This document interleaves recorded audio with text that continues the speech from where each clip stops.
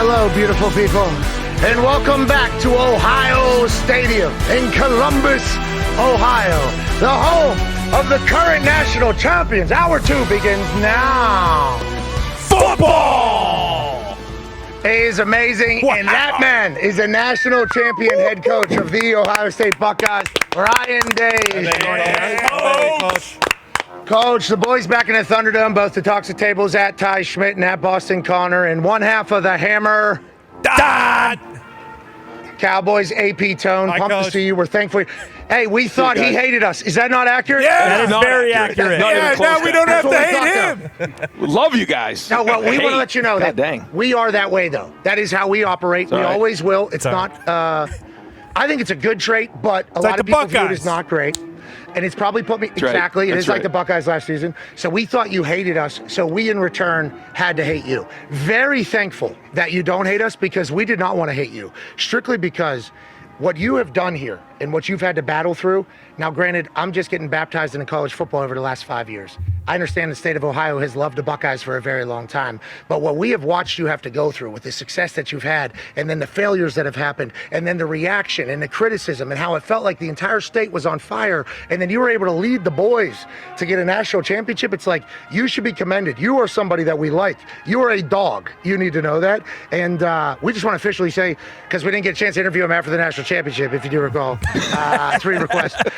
Congratulations, dude. Congratulations from all of us. No, thank you. I'm glad I'm here, and love you guys. You guys are unbelievable, and you're great for the sport. And just the positivity that you guys bring every day, and just pumping up the game. It's something we all respect here in Columbus. You don't have to say that. Let's talk though about everything I mentioned. It got loud, and I know you're not supposed to listen to the press clippings or hear what's outside. But in Ohio, I think it's everywhere. So you had to have heard it. Obviously, families involved. There's everything. That got real loud. Whenever you're trying to motivate the boys, how much of it is there like why do I dedicate so much time for this fan base that literally is trying to run me out of town anytime we take one misstep? Was there any of that thought, or how do you kind of stay focused while it's getting real loud and negative outside? I mean, that's part of the job. I remember during the press conference when, Urban kind of handed the whistle over to me, and I said, you got to win the rivalry game, then you got to win every game after that. That's how it works at Ohio State, and that's the expectations. And so along the way, there's going to be things that are difficult, and you got to work through those. And if you're going to let it crumble you or fall apart, then you're not going to make it. And so this job is for tough people who can handle it. And so last year I think was a great example of that. But when you talk about the fan base, like. These people love Ohio State. Love it. And there's a responsibility that we have. And it's bigger than any one person, any one player, any one coach. And the guys understand that. And they understand what comes with that. And when we lose a game around here, it's not good. You got to figure it out because there's a lot riding on every single game. And that's how it works. And, but if you're willing to stick together, tough times aren't going to last, but tough people do, and that's something that we learned last year with our guys. I love to watch that. I love to hear that. And the run you guys went on, we had a chance to be on the sideline for all of it. Your team was obviously together. Will Howard just chit-chatted about the players-only meeting and you, and how it got a little ugly in there for a little bit. Feels like people can come together after there is a little bit of a tussle, I'll say, or some disagreements. Did you know your team had the ability to win the national championship still at that moment in that meeting? Was it like, this is good for the boys to kind of get after it and air out all the grievances? Like, when did you know the team could go and maybe get to the top of the mountain? Well, when we got done with that game, I mean, there's no reason we should have lost that game. We knew it. And coming out of it, it was like, all right, are you going to focus on the results or where you are in the process and identifying what has to get fixed? Because at the end of the day, we can sit there and complain about what happened or sit back and look at that game and say, okay, now, let it beat you twice. Can't do that. Got to learn from it and figure out what the things are that we need to get fixed. It was like in the Oregon game. We got some things fixed in that Oregon game, and then we had to sort some things out with their offensive line. Obviously, you're no stranger to the pomp and circumstance of a massive game, with game day being there and all that kind of stuff. You've had those experiences several times at the Horseshoe, but how excited are you to be able to throw your team into the fire week 1 against the number 1 ranked team in the nation and kind of see what they're made of? And on the flip side, how much can you actually learn from about your team from a week 1 game like this? Yeah, I'm extremely excited to play in this game. I mean, Texas is excellent. They're super talented. They're very well coached. I think Sark does a great job. I think their coaches do a great job. Certainly Arch is a tremendous player, and they have great players in all three phases. But for us, week one, to get some real feedback on where we are to kind of start our journey into this season is going to be tremendous. And to have this game at home, the atmosphere is going to be crazy. And a noon kickoff, I just think that for our fans to get back together again early in the season for a game like this is going to be tremendous. And it's going to give our team a reference point, a younger team. When you look at all the guys we lost last year, there's a lot of guys that are going to be doing it for the first time here tomorrow. But it's going to give them a reference point as they move throughout the season. Yeah, and it's got to feel good that these types of games are going to be possible going forward for teams because it feels like college football playoff is understanding that this is good for the sport for you guys to battle early. Right. So it doesn't mean season's over here after week one.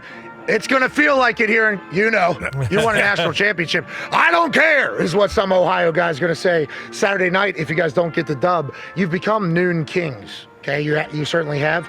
This place is going to be insane, yes. I would assume, tomorrow. Yep. That's all expectation. Tomorrow is going to be absolutely absurd. We're rocking. Yeah. Texas travels. Yeah, no, they got a great fan base, great team. It's just an awesome day for college football. And here we go. We're about 24 hours out. Let's talk about it. Coach Corso's last game day. Any thoughts on that as a whole? Just, because you're going to be on the show, which is awesome. We're very thankful you're coming through. Of course. But it's going to be a celebration of a guy who really changed the shape in the face of college ball and certainly college game day, obviously. Yeah, I think when it's all said and done, we all want to have an impact. And Lee Corso's had an impact, not only as a coach and the players and the coaches that he was around, but then also here, on game day and ESPN and what he's done and just brought so much enjoyment and, celebration to the sport. And again, another guy who's very positive about, builds people up. And, in a day and age where it's easy to rip people down and tear people down and be negative, this is not somebody who's done that. He's built people up, and he certainly made an impact as a coach in the game, but then actually as an ambassador later on in his life, and just done so many great things. He's got a lot of respect from everybody here. Vrabel's handling business very weird. Jabril Peppers, breaking news, was released today from New England. This was the last captain actually remaining from the 2024 New England Patriots that was still on the team. So now 2025 New England Patriots will have brand new captains. Very interesting. We'll see what happens. Definitely was one of the leaders in New England and was one of our best players. This was stunning to me, especially because all the trade rumors with the Patriots that were going around when it came to, Terry McLaurin or Trey Hendrickson. Jabril Peppers was never a player that was kind of up in the air for that. So that's what's going on in New England, and Vrabel's making his turnover. Who knows what we'll see happening. The other thing in New England, you could argue, is the new NFL Nike rivalries jerseys. Hell yeah. This was kind of took the internet by storm a little bit last night. Yesterday, NFC West, AFC East, they got all their new jerseys. That should be sweet. Something that we really haven't seen as far lately in the NFL, which I think some people might be worried about, would be the Las Vegas Raiders. Only announced 3 captains. Now, I thought you had to have 7 captains to have a good football team. No. The Raiders only have 3. It's defense, offense, special teams. I'm worried there might not be as much leadership in Vegas as they might want to for Pete Carroll and the boys. I love that there's only 3. They're all 3, I think, in their minds, the best in the world. Cole's the best punter in the world right now, in his mind. He's representing the special teams. Max Crosby thinks he's the best defensive end in the world. He's clearly the leader of that defense, as is Cole of the special teams. And Geno Smith with Pete Carroll had the best offense in the NFL. He's thinking he's the best in the world. And I like that Pete Carroll says these 3 are our leaders by far. We only need 3 C's. That's old school. They'll probably have a week-to-week one, if I had to guess, where there'll be a rotating cast. But I think it's good that there's only 3. They know who's who as opposed to 7 captains. Now, joining us now is a man who knows leadership better than anybody on earth. Ladies and gentlemen, a man who's won 1,000 national championships and now is the man on College Game Day, our friend, Coach Saban. Yeah, go! Thanks, Pat. Good to be here, man. It's great to see you. How was the offseason? It was great. It was great. I missed some of my partners here and the team, especially you. Well, we missed you as well. You were talked about a lot in the Thunderdome. The boys and I have such a high regard for you, not only because of what you've accomplished, but how you've transitioned into speaking into microphones has been flawless. You need to know that. You think that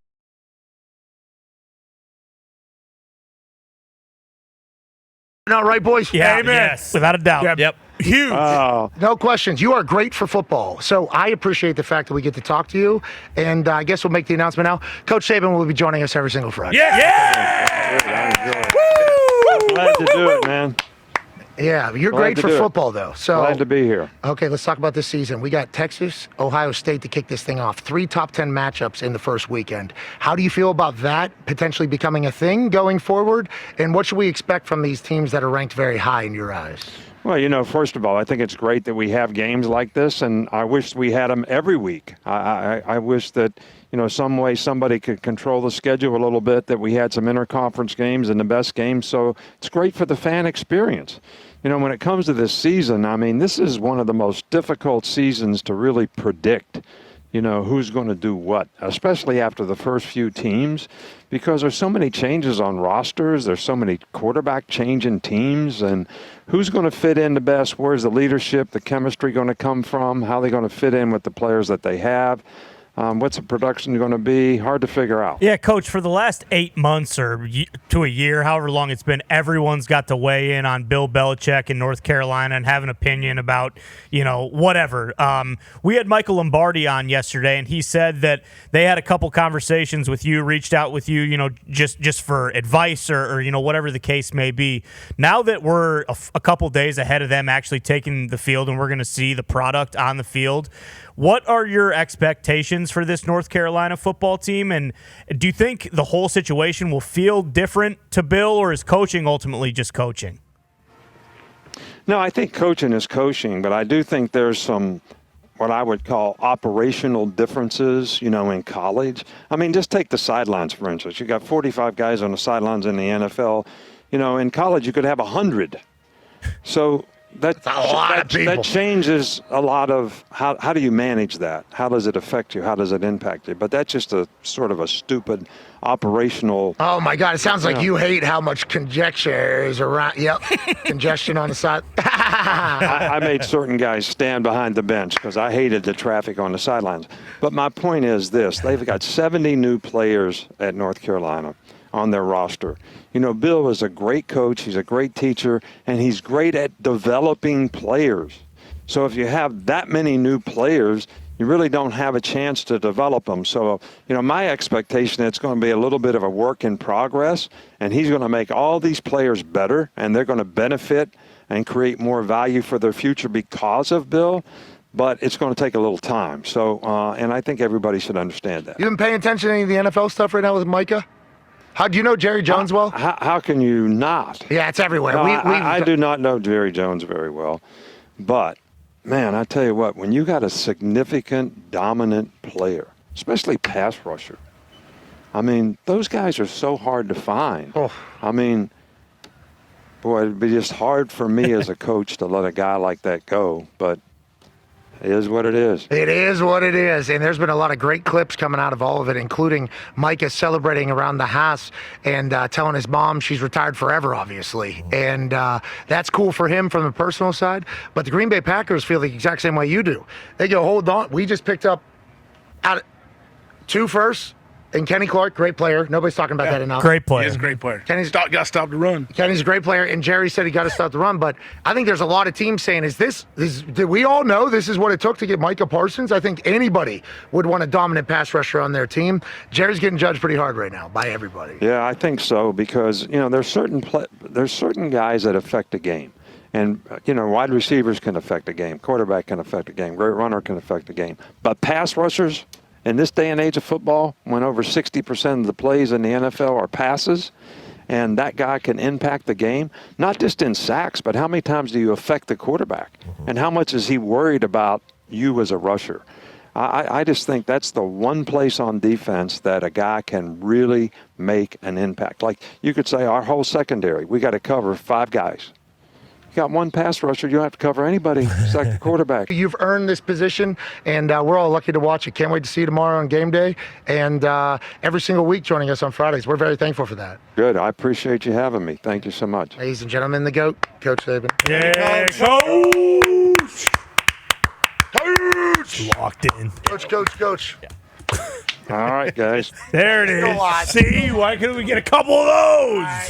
That's what I'm saying. No, Gumpy, now you're kind of getting. Well, I'm used to that, They did that over in Spain a few times. I tell you what, I don't know if I would stand on a box if it was the option. I think that's almost worse, no? No, I'm with you. The chat is saying you're way too close to age here right now. Well, he moved over close to me. Oh, look at that. Yeah, Wow. DoorDash. Gump. DoorDash, a new bud. Gumping his hawk. What's up, Harker? Win every week with DoorDash Streaks. Save up to $250 this season when you order on game days. DoorDash, bringing everything to you. That's good new L-Rap right there. Yeah, I like it that is. L-Rap. Whose hand I is like that L-Rap. is that the duck? Yeah. Is that the. If That's let's go, Docs. Yep. Go, Go, That Docs. you could kind of line your That arm Ducks. up. Yeah, you're right. If you, Almost. Gumpy, you could Gumpy. maybe. Gumpy. You got to get your arm down. There you go. Get a little lower. No, Yeah, you got to down, go lower. on Come the on, table. sell it. Sink down. Too sell tall. it. You're way too tall. There it you is. go. Boom. Yeah. That's There it. it is. Nailed Gump, it. thank you for holding that pizza for our friends at DoorDash. Take a bite. What does it feel like? It's a delicious Take a bite. piece of Yeah, pie. Oh, no, we moved it. We moved Oh, it. no. Dean, No get longer back in there. Get back There to where it we were. is. Got it. Boom, No, right there. a little higher, a little higher. No. Arms got to go down a little bit. Higher. Yeah. There. Got it. Shout out to Bang. Gumpy and DoorDash. Shave up to $250 this season when you order on game day. Delicious piece of pie. That is right. We call it pizza in America, but if you want a pizza pie in your eye, DoorDash will deliver that tonight. That's All how right. Canadians Shout out hold to pizza, DoorDash. too. All right. Well, if you were to put it back up, it went with the I got joke, lunch. Gumpy. I got a lunch. Cross the line.